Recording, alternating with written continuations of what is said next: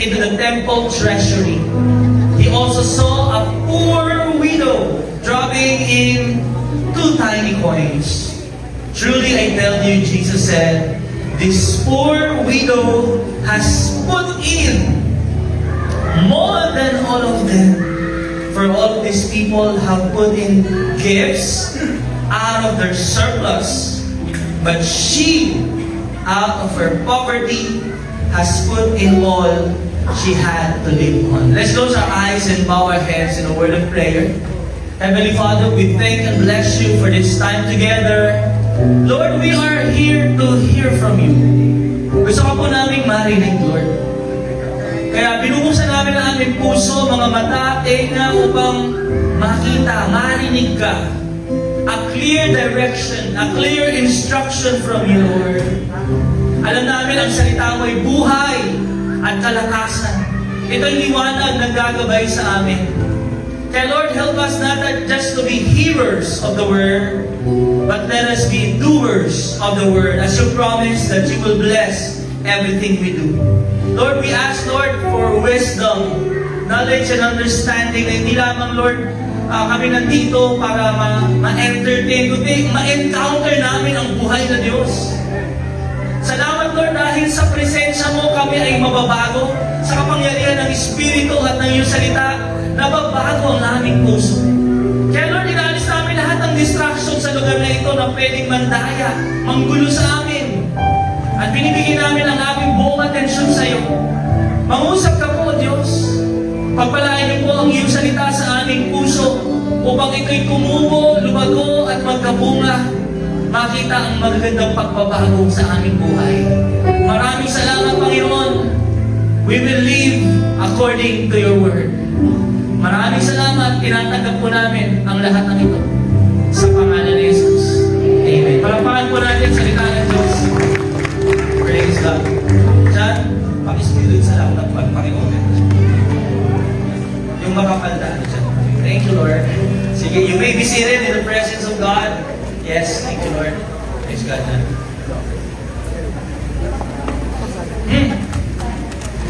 Tapos na po ang ilang araw na lang matatapos na ang 6 na unang buwan ng 2025. Kamusta naman yung first 6 months natin? Ang bilis ng araw, no? Tapos sa kinapaglabas mo, mga ilang araw na lang, kakanta na naman yung Christmas song. Di ba? Pasko na agad.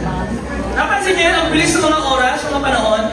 Gusto ko lamang pong i-report sa inyo ang mga ilang pangyayari sa mundo na konektado sa buhay natin. Unahin natin ang gera sa Israel, although nagkaroon ng ceasefire. But you know, ang sabi nila is about nuclear. Ang issue is about politics. It's about power. But you know, if we read our Bible in Ezekiel chapter 38, na malalaman po natin na ang issue ay hindi about sa nuclear weapon and power. It's a spiritual issue. Noon pa nga gusto na pong wasakin ng kaaway nating si Satanas ang mga Hudyo, all the Jews. Alam niyo ba yung Iran, ang pinaka-mission nila to wipe out Israel and all the Jews. Kasama tayo doon mga Kristiyano. It is a Muslim country. Ibang klaseng Muslim ang mga taga-Iran. Sila talaga yung mga pumapatay. Ito yung mga nagpupondo sa Hamas. Yung mga pumapatay ng mga baby, nangre-rape ng mga babae, at pinapatay yung mga Christian. Sila talaga yun. And it's not just about politics and nuclear. Ito po ay spiritual issue. If you read in Ezekiel 38, meron doon pangalan Persia. Alam niyo, Iran yun ngayon. Pinalitan lang yung pangalan na if you study the word Gog or Magog, it is Russia. Di ba naging magkakante? So you know, in our life today, all the things that is happening, kailangan aware tayo. It's a fulfillment of God's prophecy.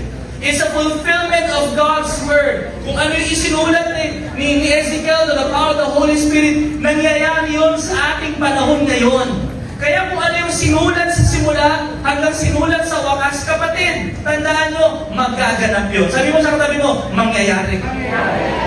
Kapag sinabi ni Jesus, babalik siya, babalik siya. Amen!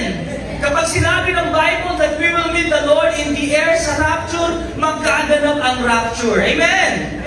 Kaya kailangan panghawakan natin ang salita ng Panginoon. Sino po dito may calculator? Paki-compute naman kung ilang days ang isang 80 years old. O, 80 times 365. Ayan.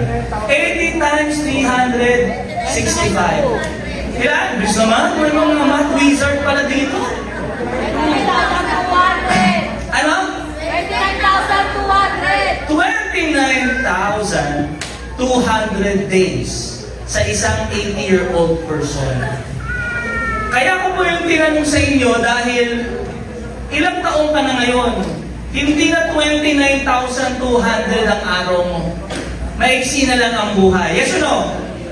Unti-unti nababawasan, napupuyat, may bisyo, kumakain ng samgyup, may inom ng mantika, sinasabaw, inuulam ng pansit canton sa kanin, lahat ang yan. Well, I'm telling you this is because I want to tell you that life now is so short. And you know, we are living in a generation of people who wants to acquire the things, the possessions, the materials in this world. Kapatid, ilang days na lang ang ilalagay ng isang tao, ano ba yung nagiging buhay mo dito sa mundo? What is your life here? Kayo po ba ay naranasan nyo na nasa pila kayo? Hindi naman to sinasabi ko na masama, no? Pero may mga pagkakataon kami ni Sis Bel while we're traveling, may mga mahabang pila. At habang nakapila kami doon, naranasan nyo ba? Habang nakapila kayo, nag-observe kayo ng mga tao. Sino dito gano'n? Sige, kaway-kaway na, nag-observe ng tao. At ito, hindi lang kami nag-observe, nagkukwentuhan kami, hinuhulaan namin kung ano yung tao na yun. May mga ganun ba kayong moment sa buhay, no? Yung natagal na, na-boring kayo. Yung dadaan, ayan, magnanay yan.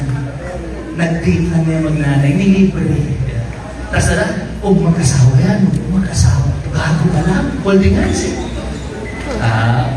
Natadaan yung ano, matagal na magkasawa na yun, nakasimangon na yun.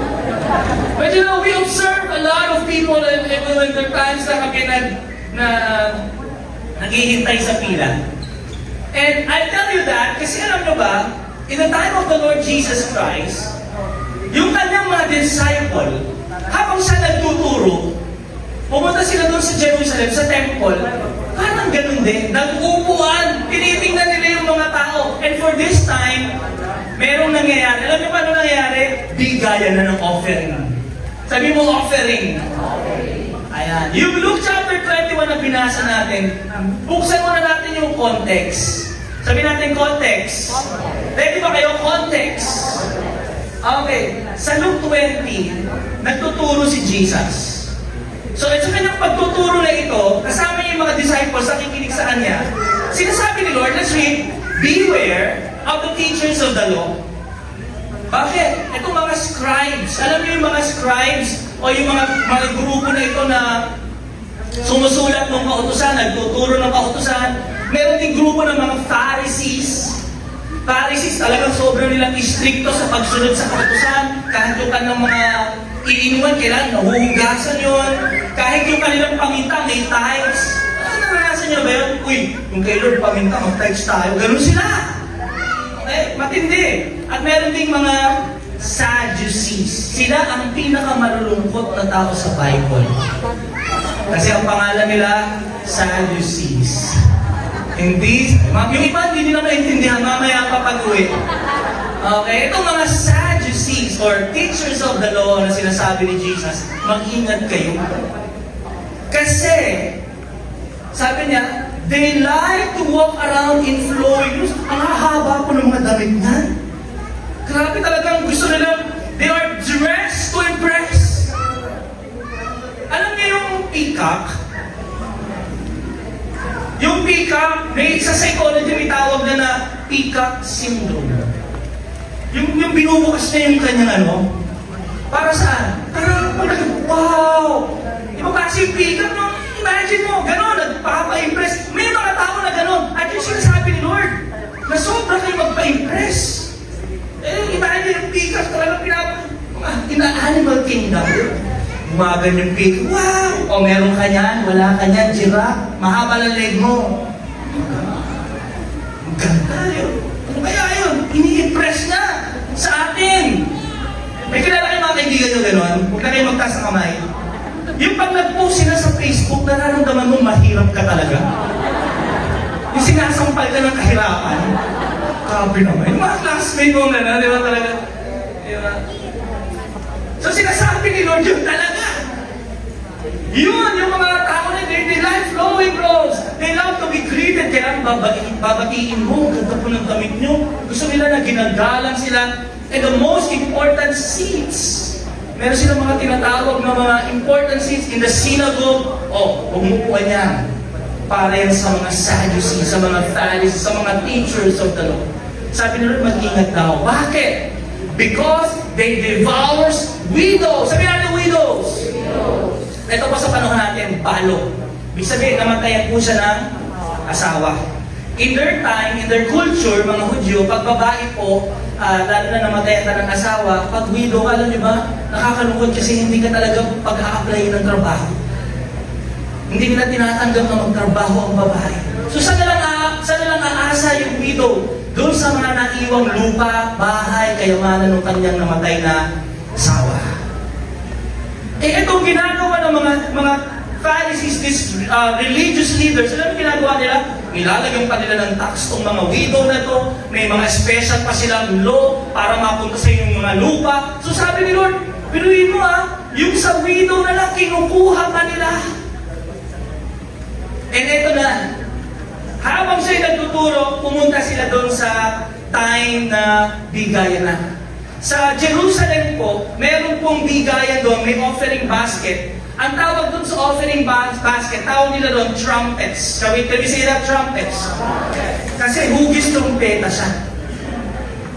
At matindi, doon sa mga trumpets na yon, pipila yung mga babae, yung mga balo. Tapos merong priest sa gilid. Yung priest na yon, tinitingnan niya kung magkano nilalagay ng mga tao. Grabe no? Ganon kasi. At hindi lang isa yung trumpet. Marami yun. May mga free will offering, merong burnt offering, iba't ibang mga offering na pag binasa mo yung Leviticus, yung law nila, nakahalera yun. Imagine, naranasan nyo na parang, bigayan na, parang nakakaya. Sa panahon po nila, walang papel, envelope. Tayo may envelope, di ba? Wala pang papel. Pero talaga silang mga tinatawag na coins, mga drachma coins. Narinig niyo, babasa niyo, shekel, yes? Pakinggan niyo to. When we travel to a place like Singapore, nagkaroon kami ng conference. Pag mas malaki yung pera, mas malaki halaga. Pag maliit na yung papel, maliit lang halaga nun. Sino dito kayo alam niyo, ganon sa ibang bansa? Sa atin pare-parehas, no? Ugis. Sa ibang bansa, pag mas malaki yung halaga, malaki yung pera.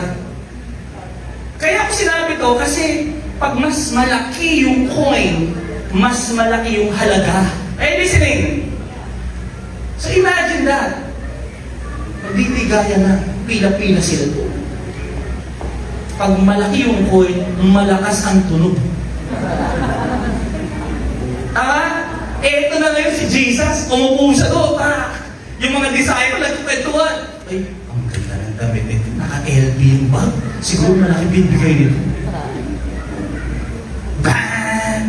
Tinig po, lakas, grabe! Di ba? Just observing people. Ito mukhang simple lang, yan mukhang mayaman. Ganun. Wala akong papel. Alam niyo ba yun, nauna yung coin sa papel? Ay, listening. Alam niyo ba yun, nauna yung coin gawin sa papel? Di ka lang. Bakit? Kasi coin purse. And then, hindi na-gets ng iba. Mamaya na yung coin purse. Ginagano na yung mga... Imagine, you're a widow. Alam niyo ba yung... Ay, masaya kung ngayon nakuha, oh. Mamaya pa yung iba, mamaya uwihan. Eto na. Imagine yung law, protected sila ng law, itong mga widows, exempted na sila kahit di na sila magbigay. Okay na sila. Okay na si Lord sa kanila. Pero itong widow na to, pumila siya doon. Di ba? Nagbigay pa din siya. Can you just imagine? Ito matindi. Yung mga tao mo, nagpapalampakan pag malakas yung tunog. Grabe! Ang yaman! Big time ka! So, can you imagine the pride for that person kapag nagbibigay ng marami? And pagpaliit ng paliit, ang tunog nun, pahinga ng pahinga. Tchuk! Paano kaya yun? Di ba? Alam niyo yung joke, di ba? Paano malalamang maliit? Katiting. Katiting. Kaya, daming joke ha. Ang dami niyo nakuha ha. So, eto na. Next slide.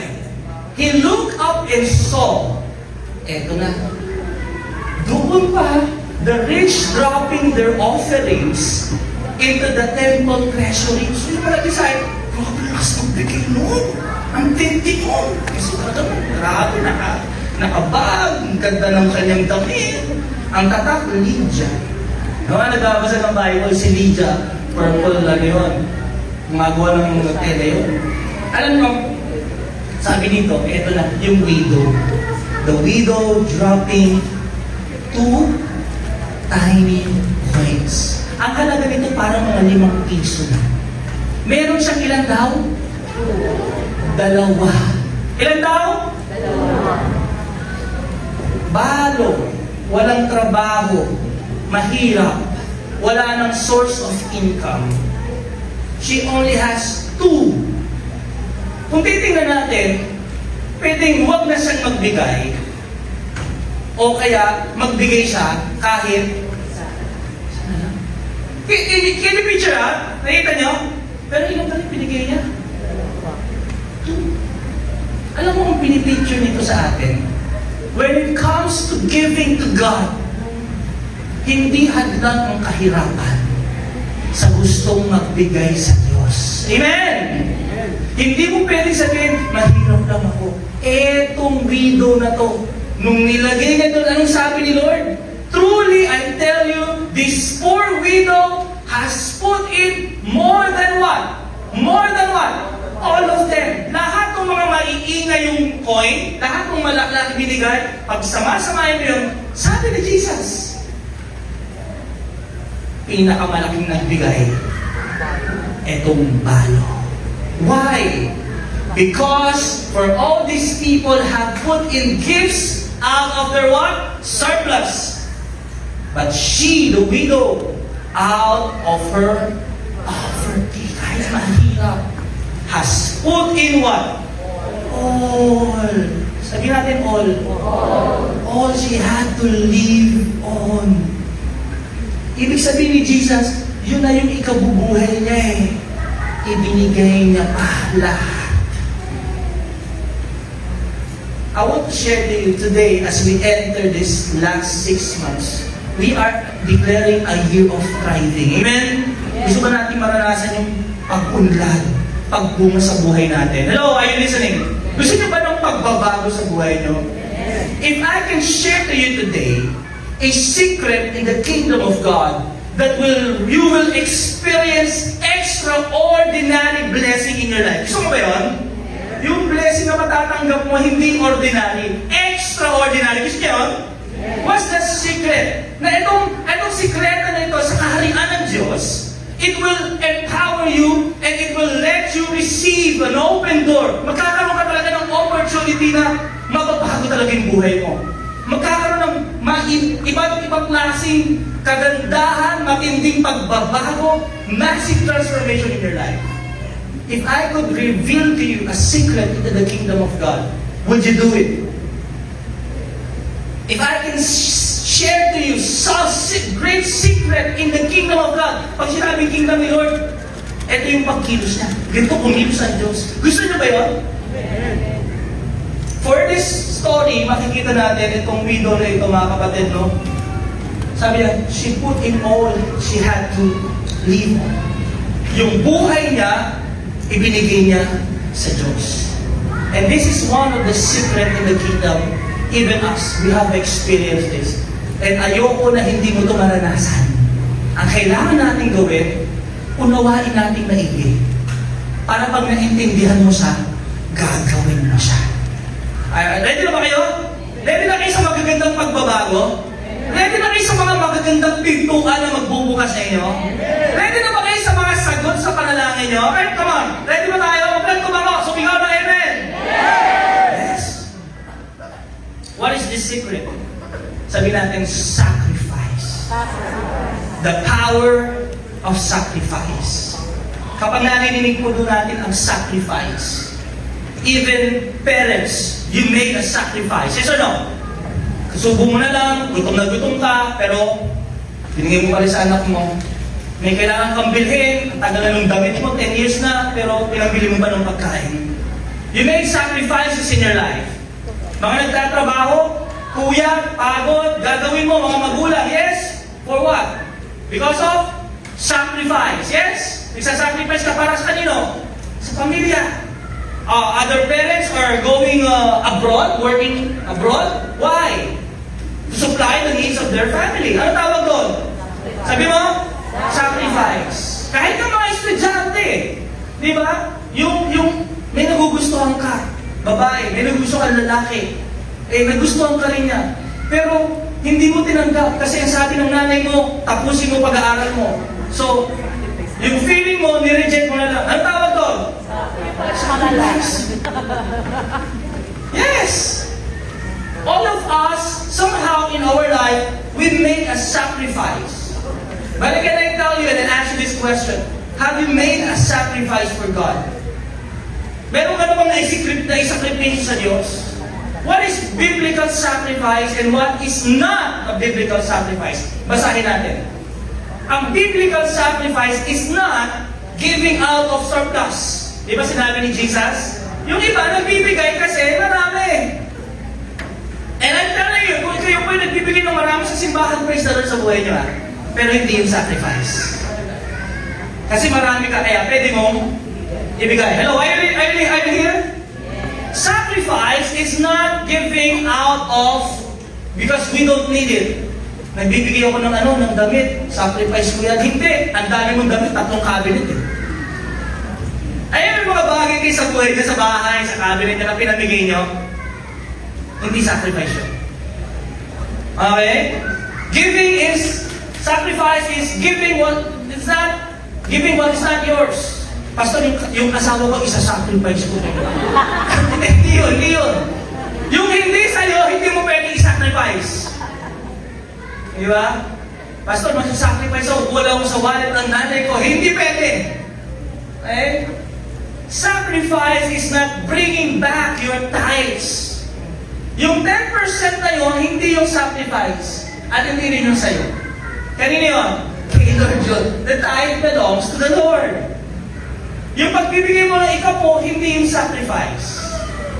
Are you listening? What is biblical sacrifice? Let's read. Offering something of significant value to God. Often at a personal cost or discomfort. A biblical sacrifice, hindi ito madaling gawin, pero mahalaga to sa Diyos. Ano ba?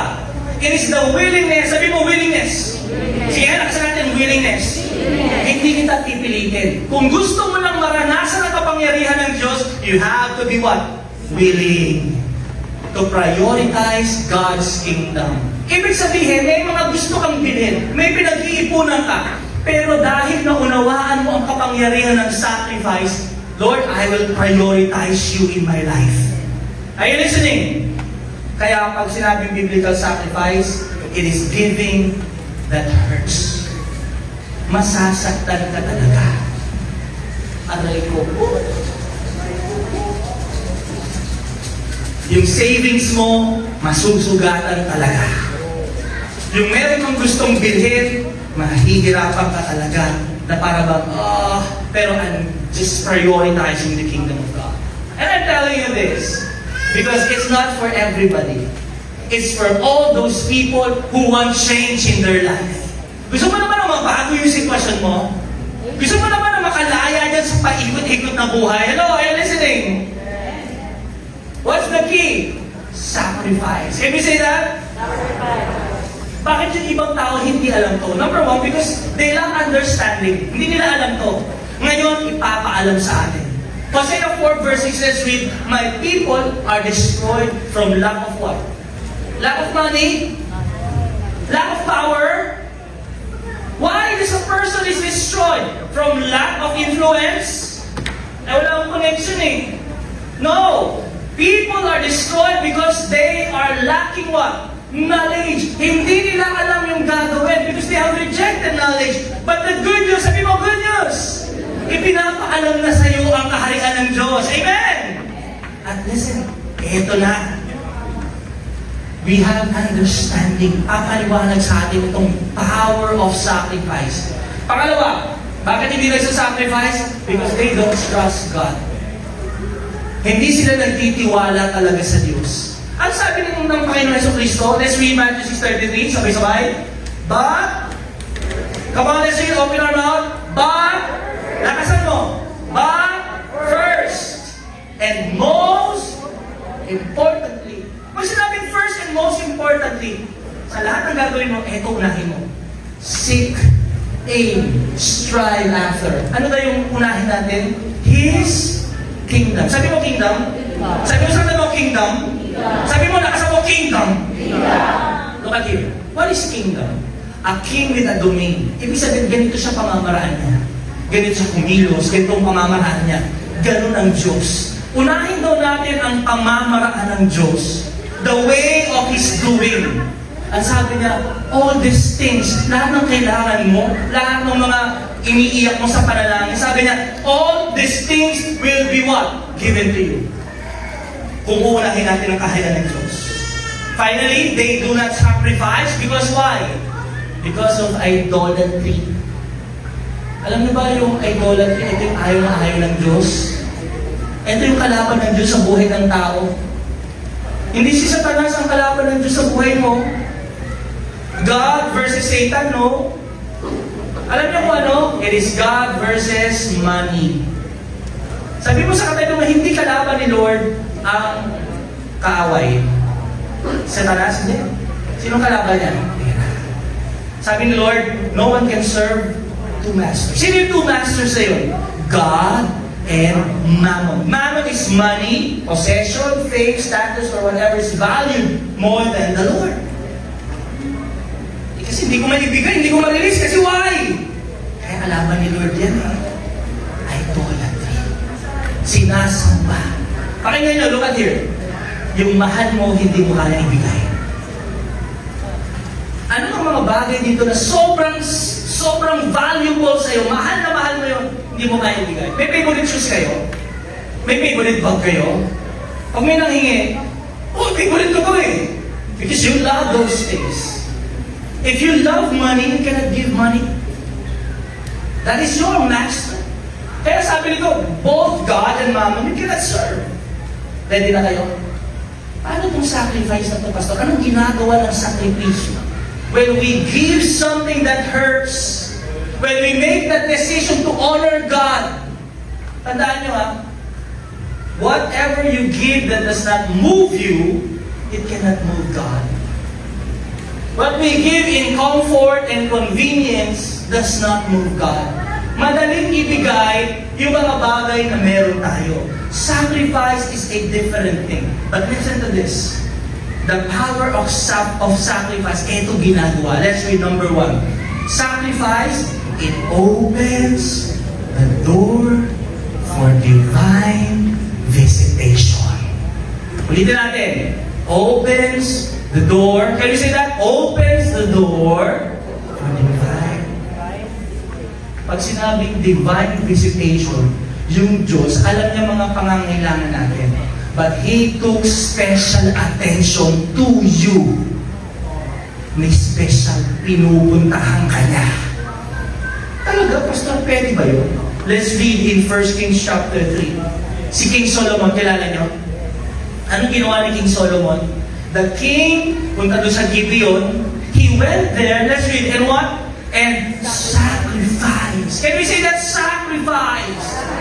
Ano? 1,000 burnt offerings. Alam niyo yung 1,000?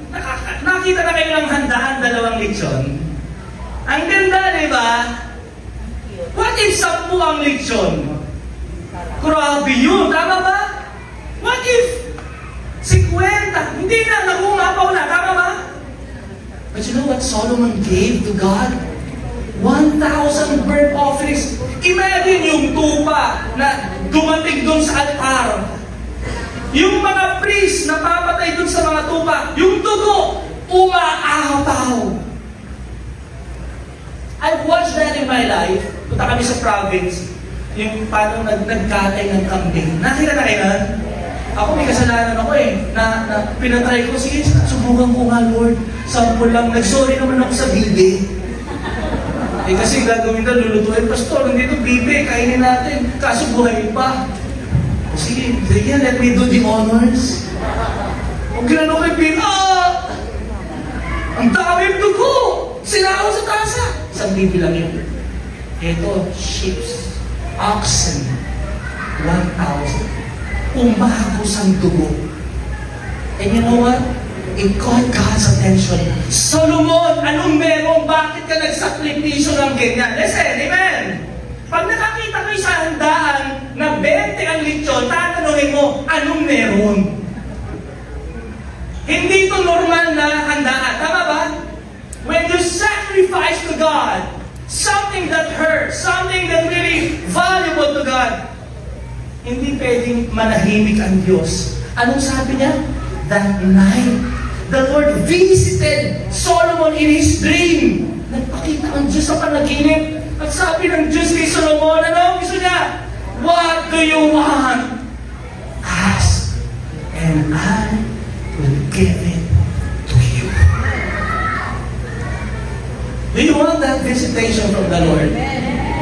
Parang ayaw niyo ata Alam mo, si Lord kayang gawin lahat. Tama ba? Meron ka bang mga gusto sa buhay mo? You know, what's the key for God to take care of that prayer? And sabi niya, ano bang gusto mo, Solomon? Bakit ka ba nandito? Sabi ni Solomon, di ba, Lord, bata pa ako, magiging hari ako. I need, Lord, wisdom and a heart that is discerning para marui ko Israel. Ano mo sabi ng Lord? Next verse. I will do what you have asked. Sabi natin, answered prayer. Answered prayer. Sacrificial giving opens the door for visitation. Bakit ka bibisitahin ng Diyos? Para bigay niya sagot sa panalangin mo. Meron ka bang gusto? What's this key in the kingdom? Sabi mo? Sacrifice. Sacrifice. At hindi lang yung wisdom binigay ni Lord. Sabi, bibigyan kita ng wisdom, Solomon, but I will give you what you have not asked for. Yung mga hindi mo hinihiling, ibibigay ko na rin sa'yo. Wow! Yung mga bagay na alam ko nasa puso mo, pero isa lang hinihiling mo, pero dadagdag ko na rin sa'yo. How? What's the key? Sabi mo. Sabi mo. Sacrifice. God gave Solomon what? He gave wealth, He gave honor. Sabi niya, sundin mo na ako, hahaba din yung buhay mo. Are you praying for a life that is satisfying, Lord? I-bless mo naman ako, Lord, yung hindi na ako nag-worry sa bills ko. What's the key? Sacrifice. Kasi we give what just out of surplus. We give na, ito ng Lord na ibibigay ko But you know what? God, He opens the door. Sacrifice open the door for visitation. Pangalawa, it causes, when we give our sacrifices, it causes for a sudden transformation. May biglang nagbabago. May mga pagbabagong nangyayari. May nagkaganap na pagbabago. Kayo po ba satisfied na kayo? Okay na kayo sa kondisyon nyo ngayon? O gusto nyo mabago pa? Kung masaya ka na sa kondisyon mo, sabihin ko sa'yo, may mas maganda pa dyan. Buhay nyo mag-asawa, how you provide for your family. You want transformation? Hello? Gusto nyo ba yun? What's the key? Sacrifice. You just need to do it and sacrifice for God. In the Old Testament, kilala natin si Haring David. Yes or no? Si tumalong kay Goliath. Amen? Naging marami na siyang tagumpay.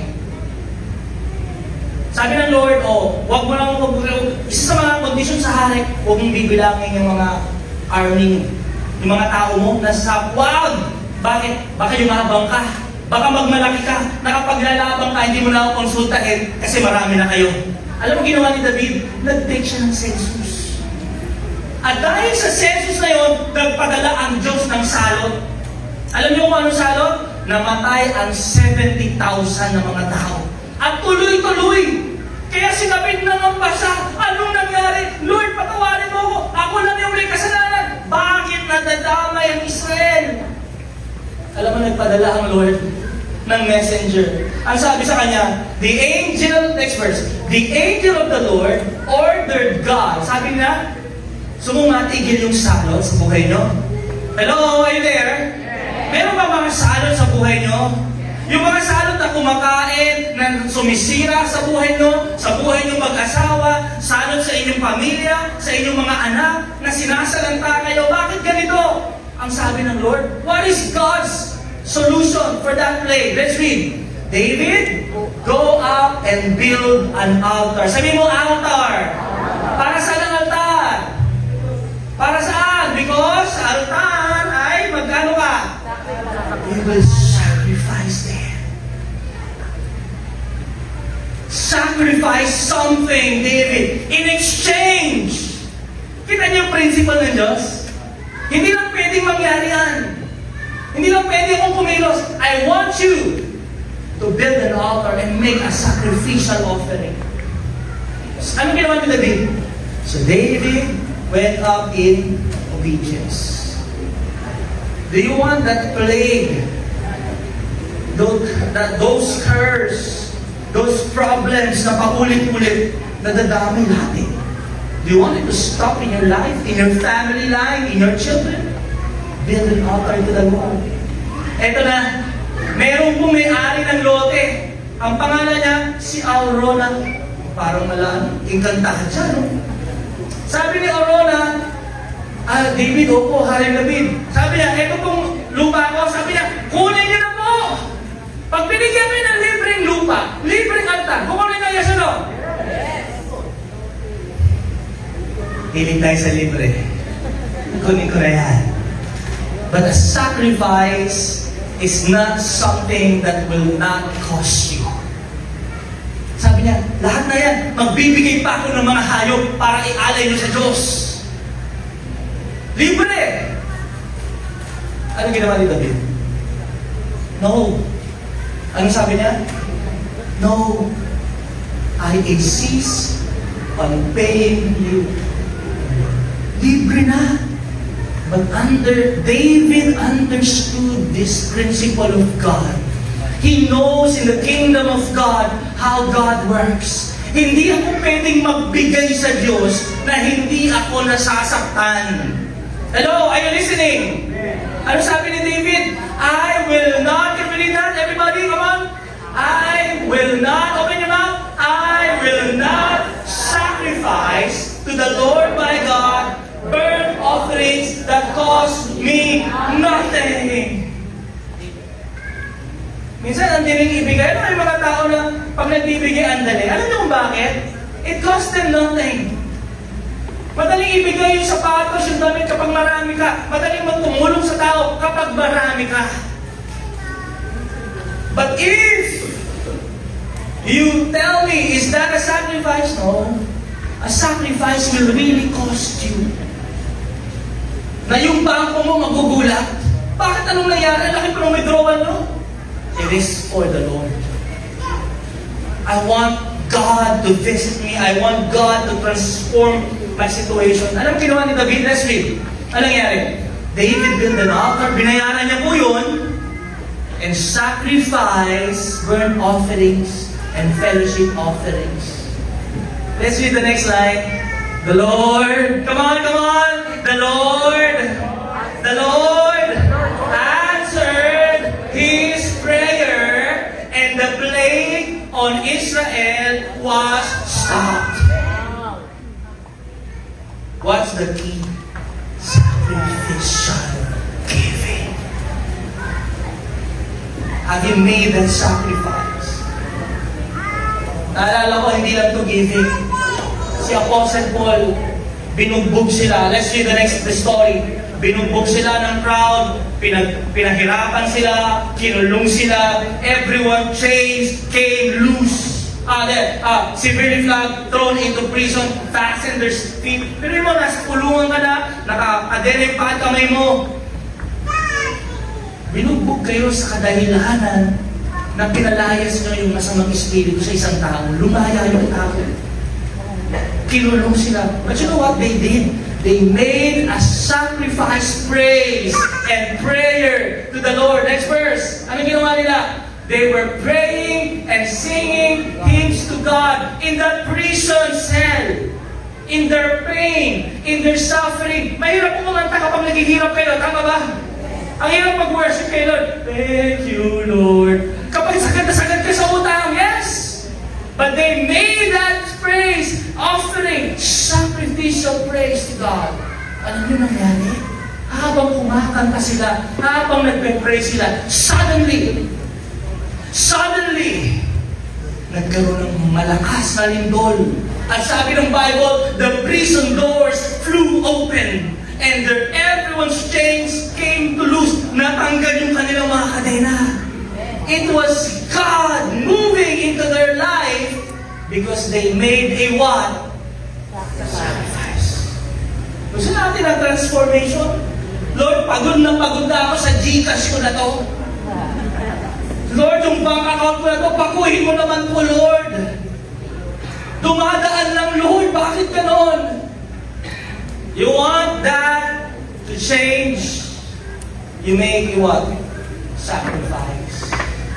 It is a way that God visits you and God changes your situation.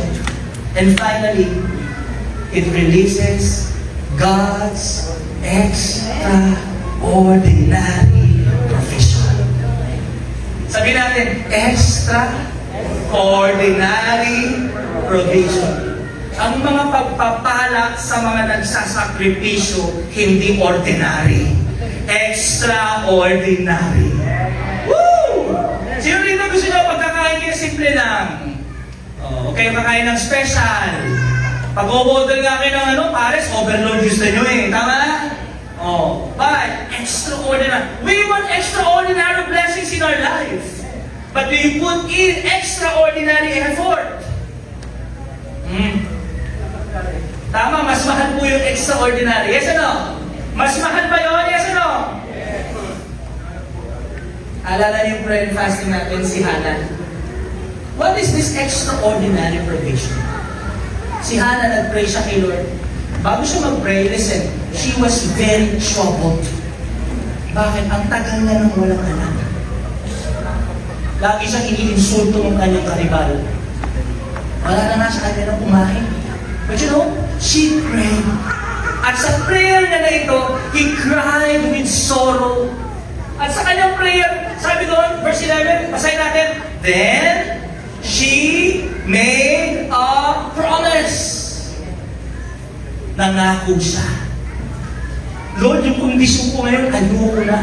Pangako ko sa iyo, Lord. Baguhin mo ang kondisyon ng buhay ko. Bigyan mo po ako ng anak. And then, ang sabi ni Hannah, if you will, then I will give him to the Lord all his life. Parang ganito, Lord, bigyan mo lang ako ng trabaho. And I will sacrifice that work, that money for you. Lord, bigyan mo lang ako ng isang breakthrough, isang connection lang. Lord, bigyan mo ako, i-good mo na itong sale na to, Lord. Etong transaction ko, Lord, maigo lang. And then, she promised, I will what? Nag-promise na magsasacrifice siya kay Lord. Yes or no? You know why it is a sacrifice? Because God, Hannah gave all. Hindi mo naman pwedeng hatiin si Samuel. Kapag bibigay mo kay Lord yung anak mo, bigay mo siya, oo. May natira sa kanya? Wala. Walang natira sa kanya. Kasi ibinigay niya eh. Alam niyo, ang ganda ng Lord. Galing ng puso ng Lord. He knows our hearts. Pwede mo tapikin yung katabi mo, sabi mo sa kanya, kilala ka ni Lord.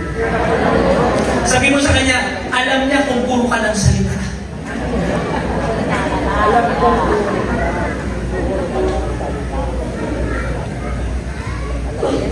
All of us were guilty of that. Lord, bigyan mo lang ako nito, bibigyan ko sa iyo. Pero nung dumating na, wala na. Nagtatago na, hindi na makita. Pastor, pinag-pray natin ito. Pag na-answer to, Pastor, ito lang, promise ko kay Lord. Well, we're not condemning people, but it's reality for a lot of us. Tama ba? Kaya alam mo, pakinggan nyo, do we really want God to move in our life? Do we really want to receive extraordinary? Pastor, anong extraordinary doon? Eh, binigyan siya, nawalan siya. Tama po ba? Nawalan si Hannah, yes or no?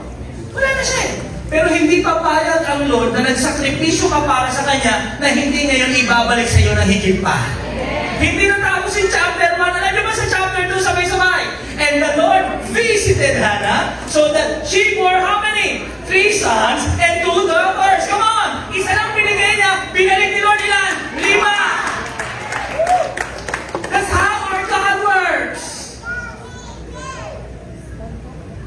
You know why this is extraordinary?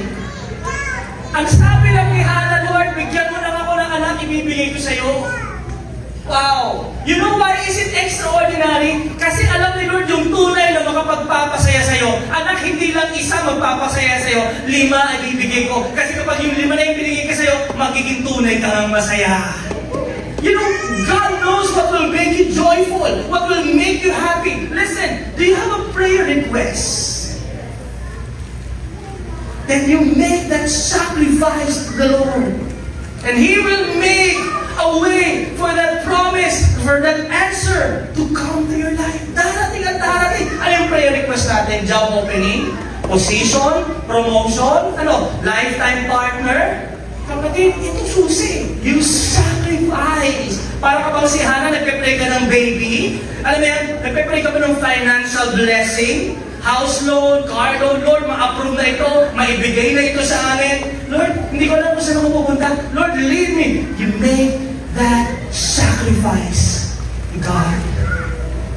One of the stories in the Bible about sacrifice is by the man whose name Abraham. Kilala si Abraham.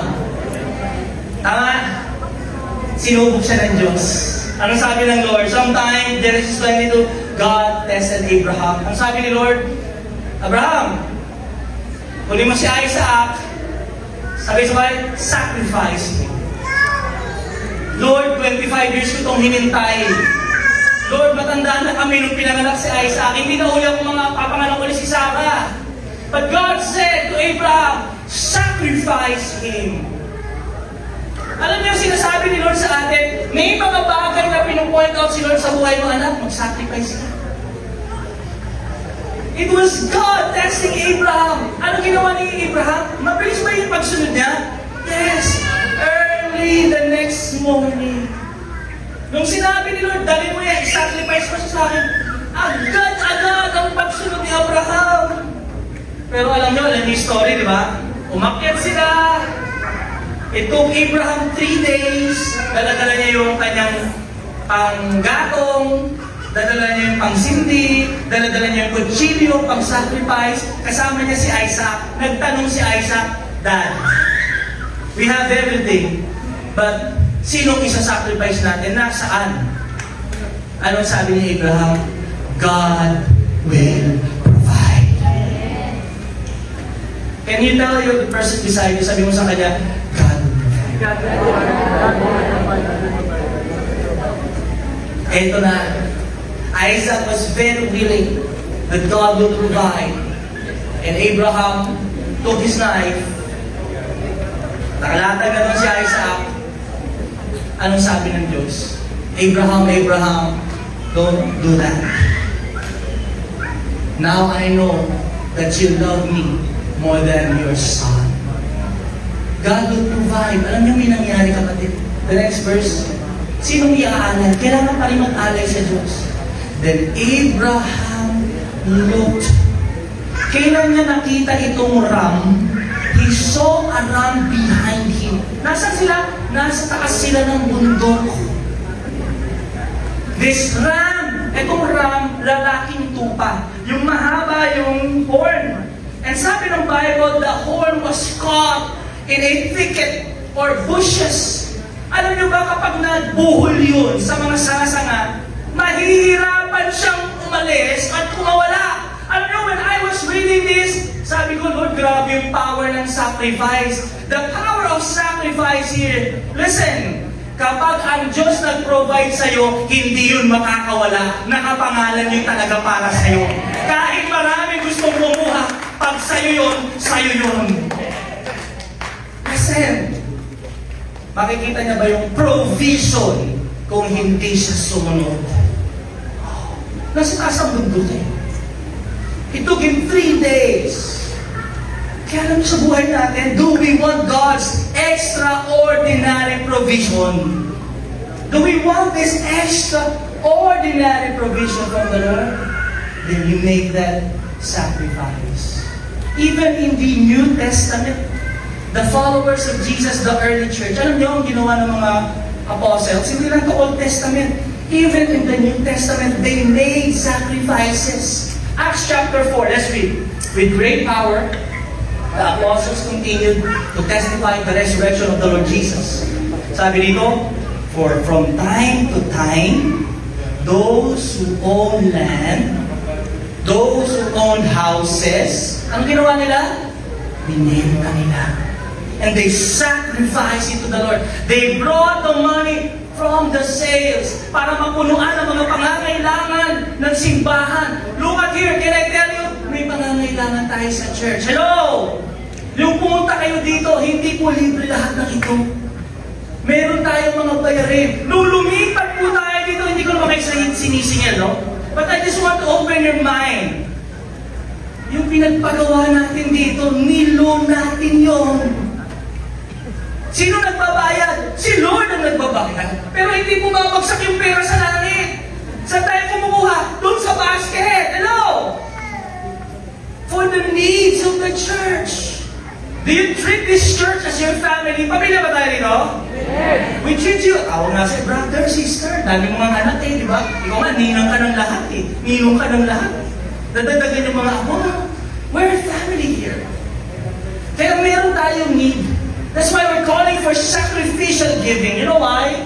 To provide the needs of the church. Meron din pa tayo pinapatay ng simbahan sa kapila, sa Andrea. May pangangailangan pa rin yan. But for now, we really need your help. And itong sacrifice na ito, hindi lang para sa simbahan, para maranasan mo yung extraordinary provision ng Lord. Itong envelope na ito, mga kapatid, it is a special giving. It is a sacrificial giving. Lord, pag-isipan mo to.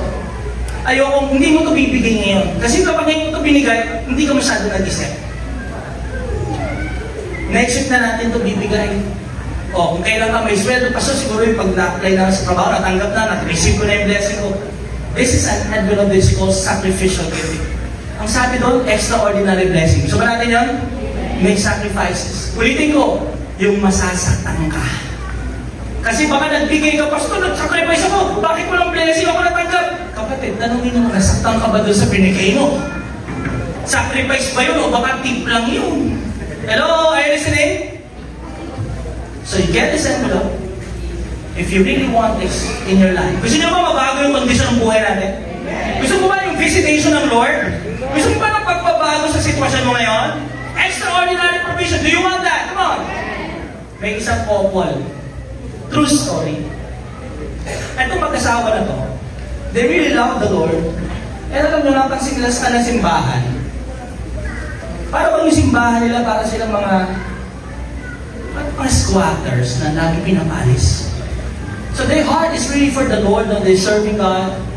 Sabi na, in their heart, Lord, ayaw mo lagi pinapalis, simbahan mo yun eh. But you know, that's how the world moves, yes? Kung sino mas malaki upa, yun ang you know, God puts in their heart, gusto kong bumili kayo ng lupa at sa inyo magagaling. Grabe, lupa. Their heart. They're working, they have a business, and just doing what God wants them to do. And you know what? Meron silang ipon. Yung ipon nila, umabot na ng, bago sabihin yung amount, yung ipon nila is, gusto namin makabili ng sasakyan. Kahit second hand lang, okay na yun. And umabot na yung kanilang ipon, 70,000. Ano, pwede na, tama? Parang may pang travel, may paggamit, ayun ang ginawa ng Lord sa kanila. God reminded this couple Do you really want God's kingdom? I-prioritize mo yung kingdom mo.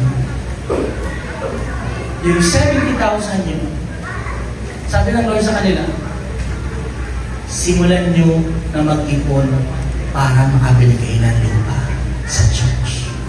Wow, 70K. Ang sakit ko, hindi yung 50%, Lord. Your whole savings to buy a car, ibigay ninyo lahat.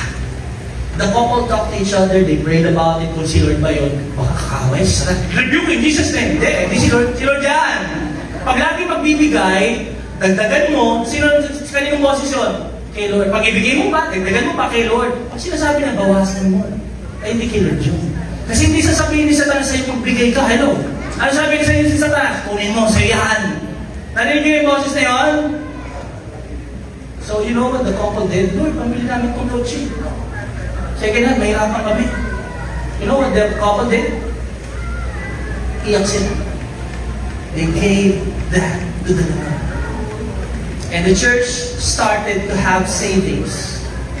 70,000, naging 100,000. They encouraged the people, oh, magdala rin kayo, magbigay kayo.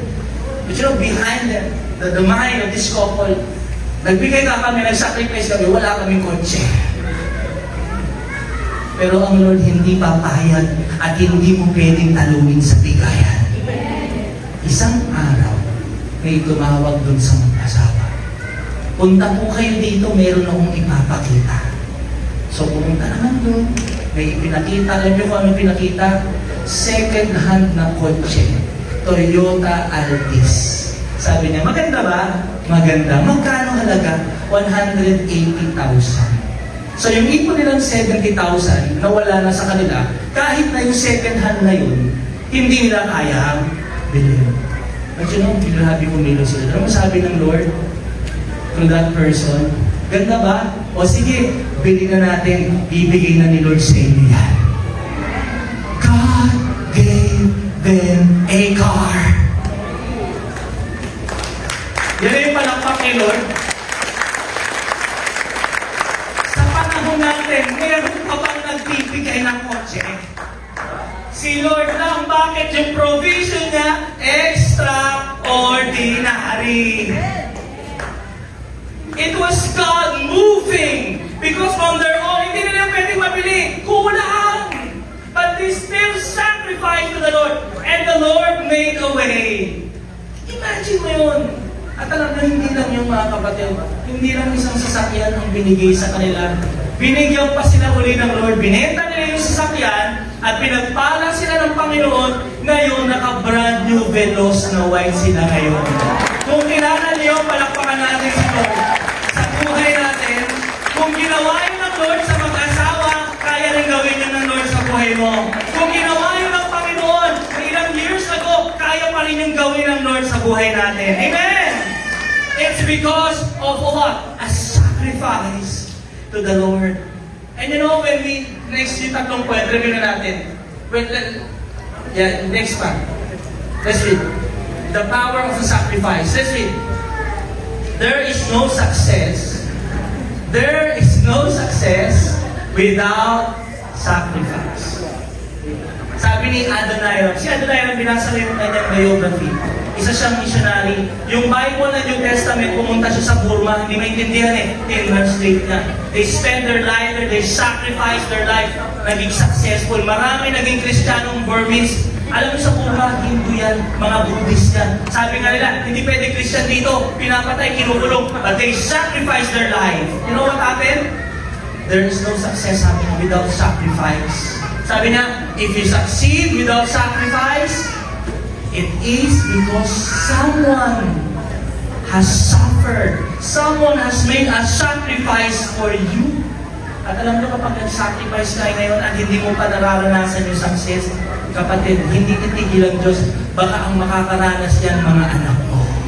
Ang makakaranas yan yung susunod na henerasyon. Amen! And when we speak next verse of sacrifice, visitation, transformation, there's provision. Alam niyo, merong Diyos na bumaba dito eh.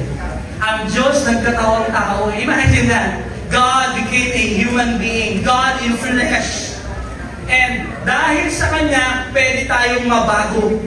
Dahil sa Kanya, pwede kang magbago ang buhay mo. At dahil sa Kanya, kapatid, yung provision, yung extraordinary provision, hindi lang dito sa lupa, kundi buhay sa walang hanggan. Alam mo kung sino itong nagsakripisyo ng kanyang sarili? It is the Lord Jesus who sacrificed Himself for us to pay the debt of our sin. Dahil kay Jesus, mararanasan natin ang pagbabago, ang pagpapala, at pagpresensya ng Panginoon sa ating buhay. Amen? Christ loved us and gave Himself for us as a fragrant offering and sacrifice to God. Before we go and get this envelope, ang pinaka-importanteng sakripisyo tatanggapin mo ay ang sakripisyo ng Jesus para sa buhay mo. Amen? Kaya palakpakan natin ang Panginoon. Tayo na tayo. Thank you, Lord. Let's lift up our hands to the Lord in prayer. Lord, salamat po sa mensahe mo sa amin. Lord, if we really want change, if we really want transformation, there must be a sacrifice. Salamat Lord dahil meron na ng sakripisyo. At ibinigay mo nga, sinakripisyo mo ang iyong sariling anak para sa amin. And if you're that person today, sinasabi mo, Pastor ko, kailangan ko sila sa buhay ko. Gusto ko magkaroon ng transformation sa buhay ko.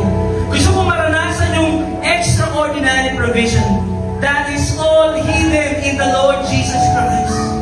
That is revealed to us right now. Si Jesus yun.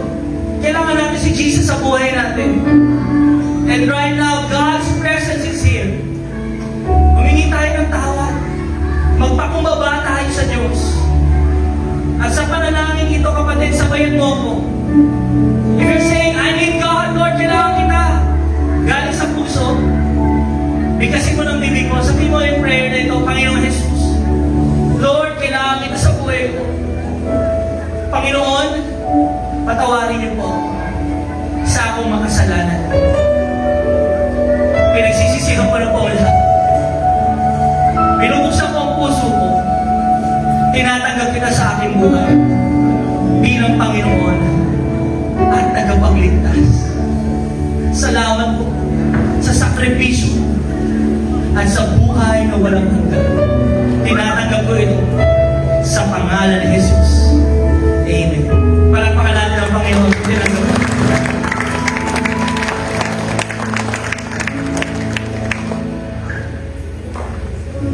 Father, we lift up to you every seed offering. This is not our sacrifice, Lord, pero magtatanim kami kasi gusto namin makibahagi sa iyong kaharian. Magbibigay kami kasi gusto namin marami pang maabot ang iyong salita. And Lord, we know na kapag nagtatanim, sigurado meron kaming aanihin. Kaya Panginoon, salamat po sa mga kamay na bukas, laging nagtatanim, malaking support ang ibinibigay sa iyong gawain. Panginoon, pagpalain mo ang aking mga kapatid. Tinataas po namin ang mga binhing ito. Pinalalago mo at ikaw ang magbibigay sa amin ng masaganang bunga. As we declare this year a year of thriving. We believe and receive the harvest in Jesus' mighty name. Everybody say, Amen. Amen. Come on.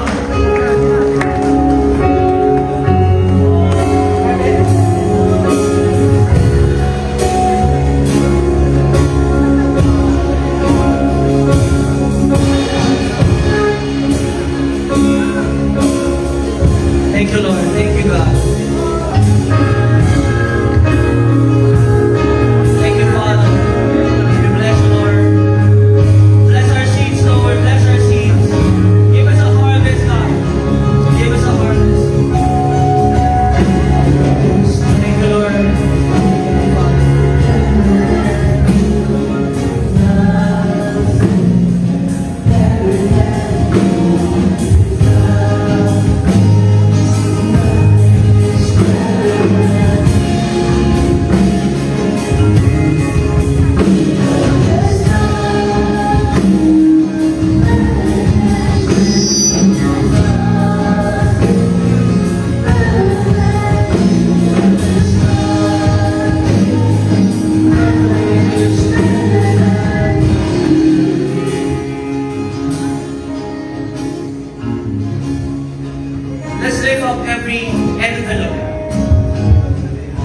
Lord, salamat po.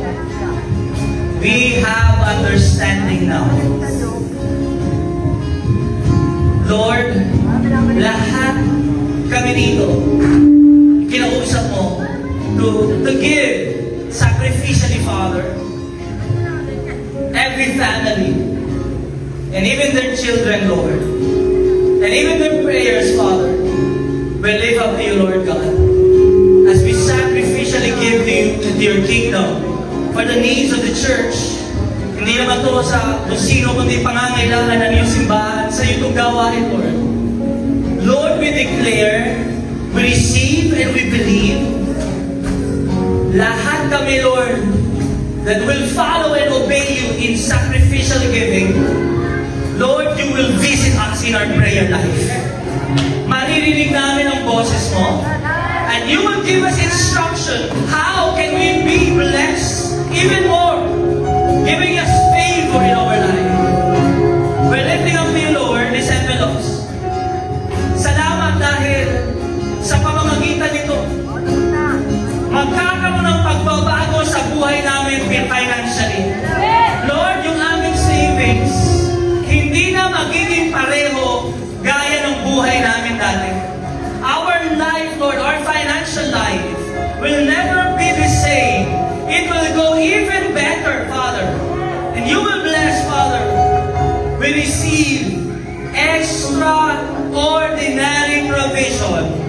Kung si Hannah isa ay binigay, 5 pinalik mo, we declare that over our life. Even times 5 ang ibibigay mo sa amin. Salamat po, Panginoon. Help us to follow you. Help us to obey you, Father, in this area of giving. Kaya Lord, salamat po sa bawat isa. Lord, we're not forcing them, but those who are willing, Father, you know their hearts. Maaaring hindi pa next week magsasacrifice. Maaaring sa pagdating pa ng kanyang hinihintay na blessing, sa pagdating pa ng trabaho. But Lord, you know our hearts.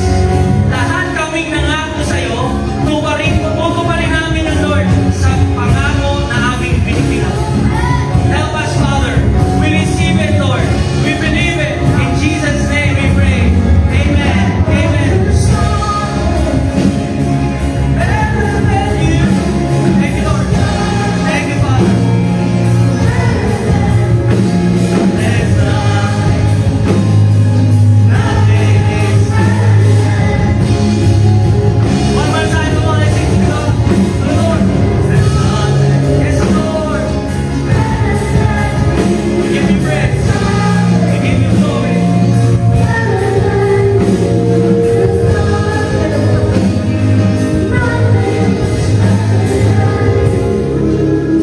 Manalangin po tayo as we close. Lord, salamat po sa mga salita na binigay mo sa amin. And Lord, help us to put it into action. Dahil Lord, ang buhay namin ngayon, may mas maganda pang naghihintay. May mas maganda pa sa nararanasan namin ngayon. Hindi ka ba tapos sa amin? Gusto mo, Lord, dumating ka para ma-experience namin ang buhay na ganap at buhay na kasiyasiya. Kaya Lord, salamat po sa bawat isa na tumanggap ng iyong salita. Dalangin po ang kapangyarihan ng Espiritu. Tulungan kaming maisagawa ito. Salamat, Lord, we're willing. We're giving to you, Lord, our devotion. And even, Lord, sa pagsasakripisyo sa aming pagbibigay. Salamat, Panginoon. Pagpalain niyo po ang aming mga kapatid, ang bawat isa na tatanggap sa pangalan ni Jesus. Amen. Palapakan natin si Lord. Come on.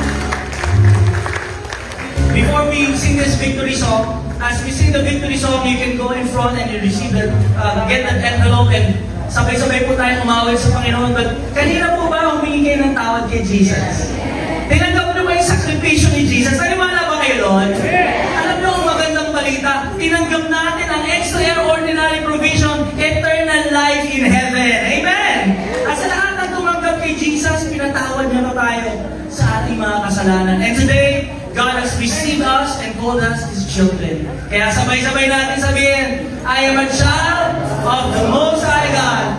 I am blessed. I am full of wisdom, full of power, full of potential. I can do all things. I will overcome